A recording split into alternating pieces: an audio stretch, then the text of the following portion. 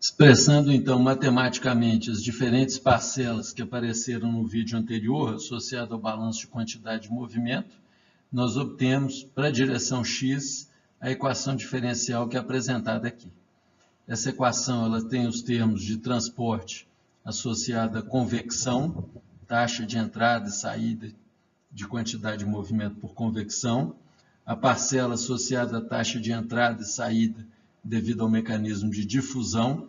Aqui o tal são os fluxos de quantidade de movimento nas direções x, devido a gradientes das velocidades x em y, em x, em z.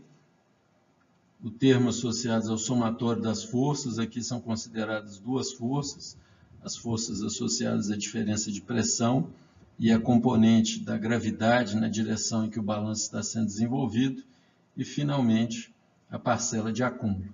Então, o que essa equação representa é o princípio de conservação de quantidade de movimento para um referencial euleriano.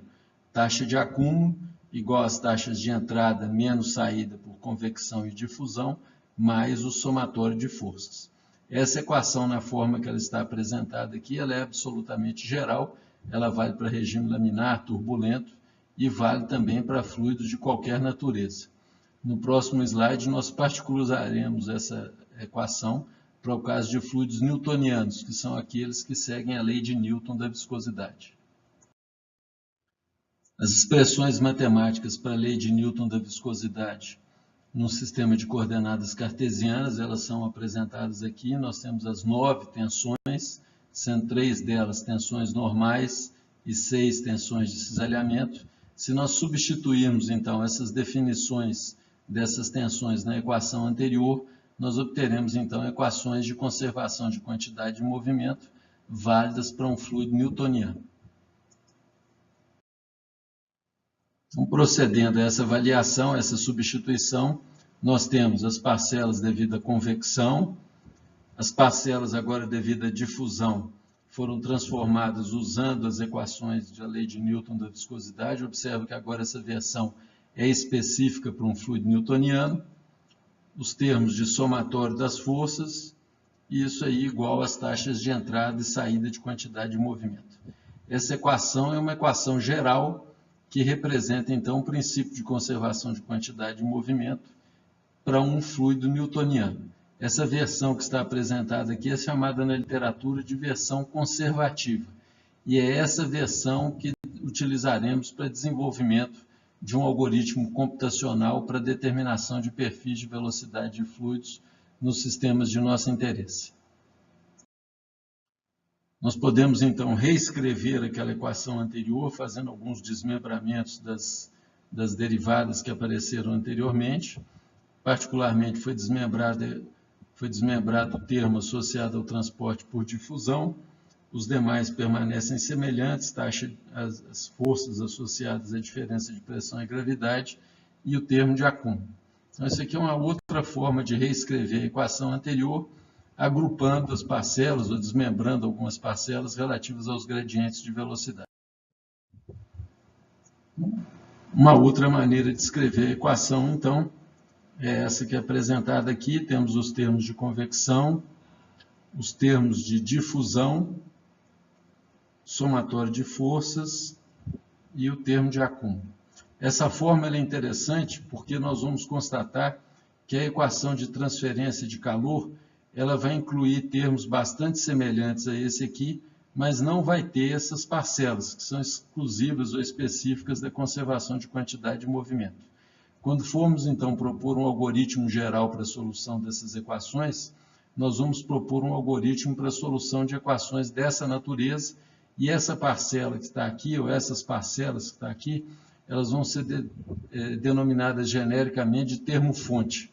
E aí, para cada uma das equações de conservação, nós teremos termo-fonte com definições diferentes, o que permitirá, então, desenvolver um algoritmo que seja geral, tanto para a solução das equações de conservação de quantidade de movimento, de calor e de massa.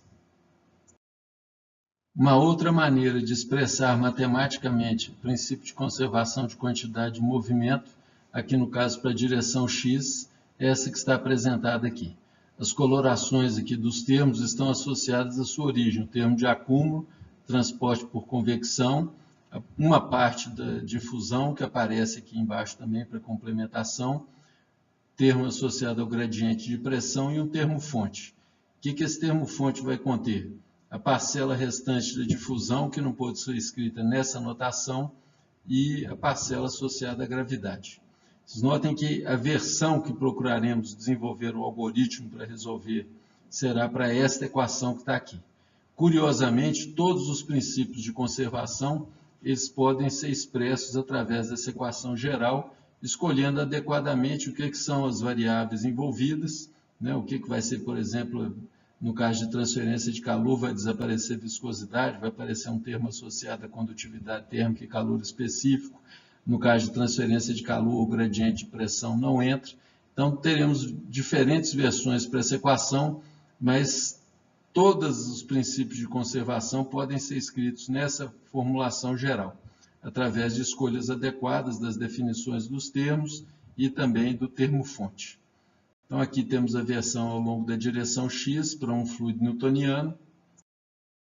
Aqui temos as versões para as direções y, também seguindo a mesma abordagem, com as 4 parcelas, na realidade 5 parcelas: acúmulo, convecção, difusão, gradiente de pressão e o termo fonte, que contempla a contribuição da gravidade e o restante do termo da difusão, e a versão também ao longo da direção z.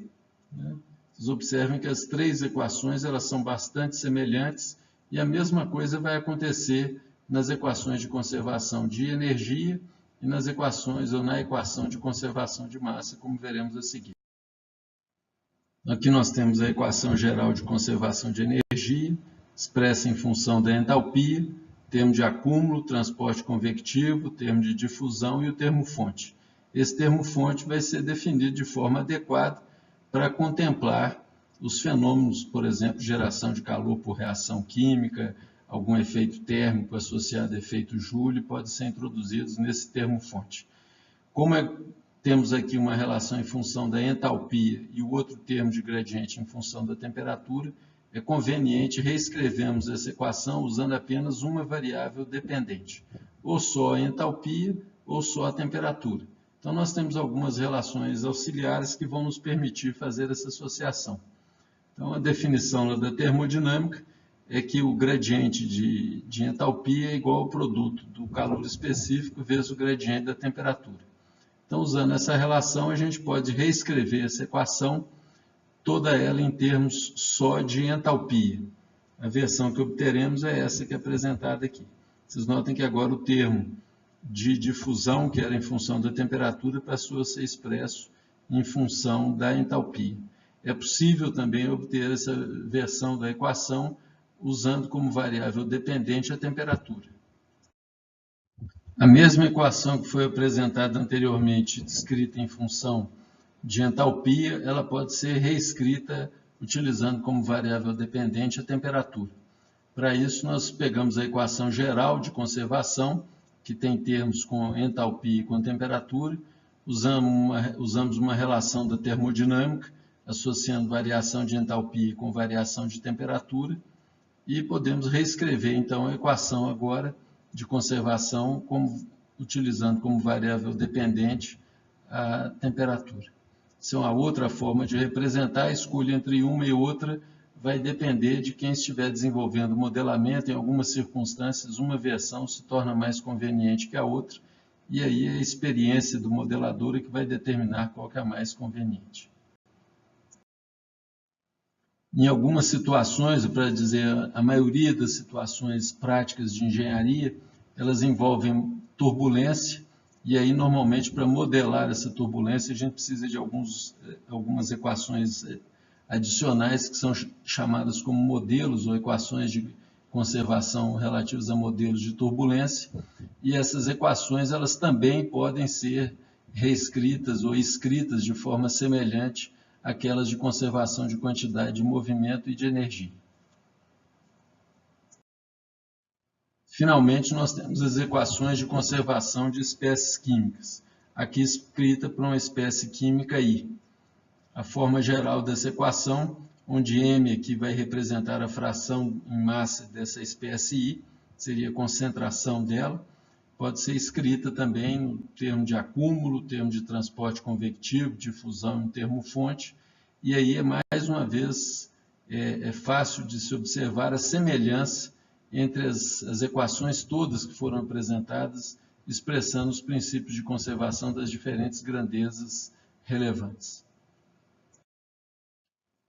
Podemos então afirmar que todas as equações que desenvolvemos até agora, a forma conservativa delas, que é a forma preferida em CFD, a razão para isso a gente vai ter oportunidade de discutir ao longo do curso, todas as equações podem ser escritas dessa maneira que está aqui, onde φ é variável dependente, que pode ser alguma das componentes de velocidade, pode ser temperatura, entalpia, as grandezas de turbulência, concentração de espécies.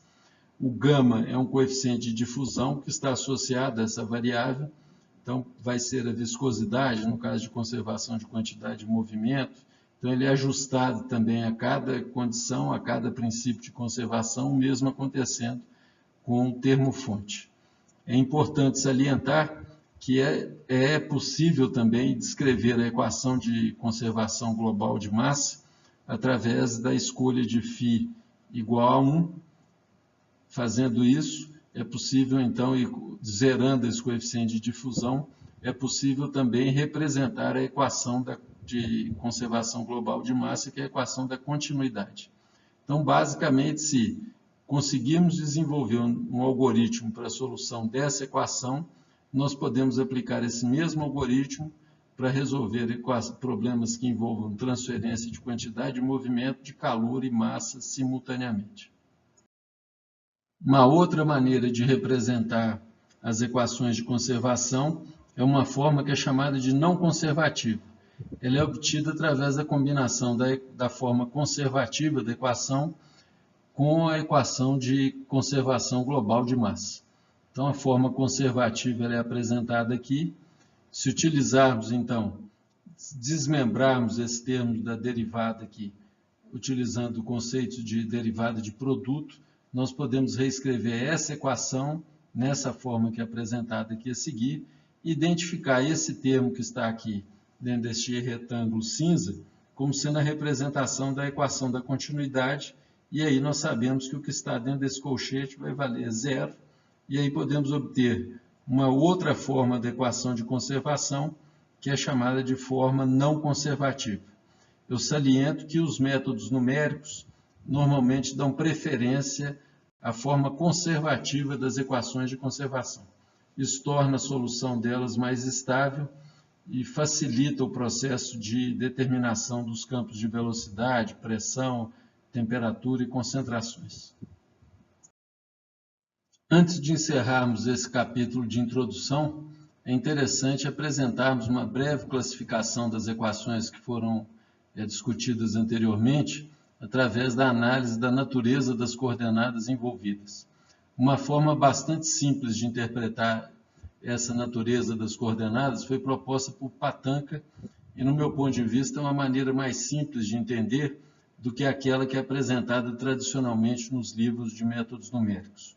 O que o Patanka menciona é que há dois tipos de coordenadas que ele chamou de coordenada de mão única ou one way e coordenadas de mão dupla. Esses dois tipos de coordenadas serão discutidos nos próximos slides. O que é uma coordenada de mão única? São aquelas em que as condições em uma dada posição ao longo dessa coordenada só são afetadas por alterações nas condições em um lado dessa posição. Um exemplo bem clássico disso é o tempo. A condição de escoamento no tempo atual só afeta o escoamento no instante futuro. O que está no estado atual não afeta o passado. Então, podemos dizer que o tempo é uma variável de mão única. Só as grandezas no futuro só são afetadas pelos valores das variáveis em um lado, que é o lado anterior delas.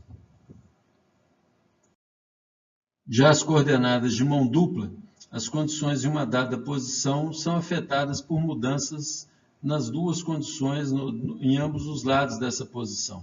As coordenadas espaciais são típicas dessa relação.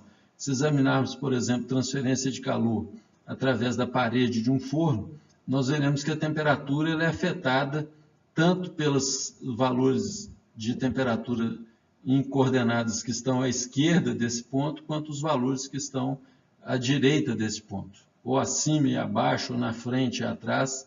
Então, em todos esses casos, os valores, as coordenadas espaciais, elas afetam, são afetados em função de variações em ambos os lados da posição.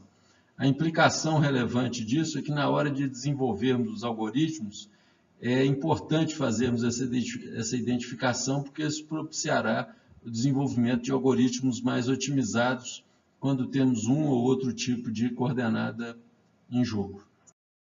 Então, alguns exemplos práticos, né? Transferência de calor unidimensional em estado estacionário. Então, transferência de calor em regime transiente. Todos esses casos, nós temos transferência envolvendo variação com posição. Então, nesses dois casos, nós podemos dizer que nós estamos lidando com coordenadas de mão dupla. Algumas situações especiais, nós podemos considerar coordenadas espaciais como sendo de mão única. Um exemplo disso é escoamento em alta velocidade em um dado sentido específico. Quer dizer, os valores, então, de uma dada propriedade só vão ser afetados pelos valores que estão a montante, né, ou estão anteriores ao escoamento, e não os que estão abaixo, né? Tem até uma fábula antiga em que um animal mais forte vai reclamar de um animal mais fraco que está bebendo água mais abaixo dele na correnteza, falando que esse animal menor está sujando a água num ponto mais acima no rio. Logicamente, nesse caso, nós estamos lidando, se a correnteza do rio é suficientemente intensa, nós podemos afirmar que o fato do animal menor estar bebendo água mais embaixo não vai afetar a qualidade da água num ponto mais acima do rio, e sim o contrário, né? O animal mais acima, o fato dele estar bebendo a água assim, poderia implicar que ele estivesse causando algum dano à água num ponto mais abaixo do rio. Então, nesses casos, nós podemos assumir um comportamento dessa variável espacial como sendo uma variável de mão única. Essa classificação que o Patanca fez em termos de variáveis de uma ou variáveis de duas mãos, ela é classicamente apresentada nos livros de métodos numéricos como equações parabólicas, elípticas ou hiperbólicas. Então, há uma associação dessas três definições com as definições do Patanca, como veremos a seguir. A equação diferencial parabólica vai ser definida como parabólica sempre que ela tiver pelo menos uma coordenada de mão única. Então, se ela tiver um termo que envolva, por exemplo, tempo, nessa abordagem ela vai ser denominada como uma equação diferencial parabólica. Se ela tiver apenas coordenadas de mão dupla, ela vai ser definida como uma equação elíptica. Um exemplo disso são transferência de calor em estado estacionário. Só teremos variáveis de mão dupla e aí a equação é classificada como elíptica. E temos uma terceira, que é chamada na literatura de equação hiperbólica, que ela apresenta comportamento de mão única, mas apenas ao longo de determinadas linhas características. Nós aqui neste curso, nós utilizaremos a convenção que foi proposta pelo Patanca. A identificação dos tipos de variáveis ou dos tipos de equação que estão aparecendo, ela tem implicações computacionais, estão associadas ao espaço de armazenamento das variáveis, ao tempo de computação, quer dizer, em equações que envolvem variáveis de mão única, nós podemos utilizar esquemas que marcham ao longo do tempo, ou apenas ao longo da coordenada de posição, né? E basta resolvermos, no caso de problemas transientes, conhecendo os valores no instante t, determinaremos os valores no instante t mais ΔT, uma vez que o valor nesse instante aqui, ou nesse instante aqui, t mais ΔT, não vai ser afetado pelos valores das variáveis no instante t mais 2ΔT, por exemplo. No próximo slide, nós começaremos, então, o processo de transformação das equações diferenciais em equações algébricas que serão resolvidas para determinação dos perfis das diferenças grandezas que aparecem nos problemas de termo e fluidodinâmica computacional.